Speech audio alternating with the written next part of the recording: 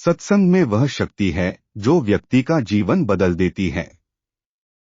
गांव नागपुर में चल रही श्रीमद् भागवत सप्ताह ज्ञानयज्ञ के तृतीय दिवस में आचार्य ब्रिजेश शास्त्री ने कहा कि मनुष्य जीवन में जाने अनजाने प्रतिदिन कई पाप होते हैं। उनका ईश्वर के समक्ष प्रायश्चित करना ही एकमात्र मुक्ति पाने का उपाय है। उन्होंने ईश्वर आराधना के साथ अच्छे कर्म करने का आह्वान किया।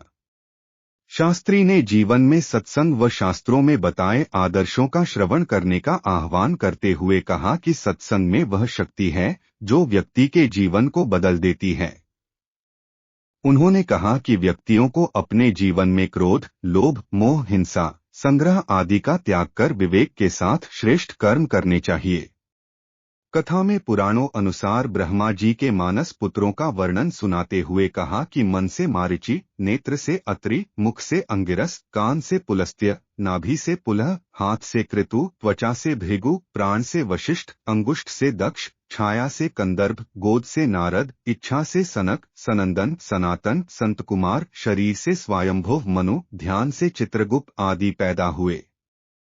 शास्त्री ने बताया कि ब्रह्मा की उत्पत्ति जल में उत्पन्न कमल पर हुई। उन्होंने कमल के डंठल के अंदर उतरकर उसका मूल जानने का प्रयास किया, लेकिन नहीं जान पाए। तब वह पुनः कमल पर विराजमान होकर सोचने लगे कि मैं कहां से और कैसे उत्पन्न हुआ। तभी एक शब्द सुनाई दिया, तपस तपस। तब ब्रह्मा ने 100 वर्षों तक वहीं आंख बंद कर तपस्या की। फिर ब्रह्मा को भगवान विष्णु की प्रेरणा से सृष्टि रचना का आदेश मिला। उन्होंने तब सर्वप्रथम 4 पुत्रों की उत्पत्ति की, सनक, सनंदन, सनातन और सनत कुमार। ब्रह्मा ने इन्हें सृष्टि रचना का आदेश दिया, परंतु ये चारों भी सृष्टि रचना छोड़कर तपस्या में लीन हो गए। अपने पुत्रों की इस हरकत से जब ब्रह्मा क्रोधित हुए तो उनकी भौहों से एक बालक का जन्म हुआ।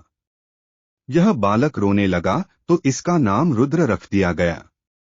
फिर ब्रह्मा ने विष्णु जी की शक्ति से 10 तेजस्वी पुत्रों को जन्म दिया। उनके मुख से पुत्री वाग्देवी की उत्पत्ति हुई। फिर ब्रह्मा ने अपने शरीर के 2 अंश किए, एक अंश से पुरुष रूप मनु और दूसरे से स्त्री रूप शत्रुपा को जन्म दिया। मनु और शत्रुपा की संतानों को रहने के लिए श्रीहरि ने वराह रूप धारण कर धरती का उद्धार किया।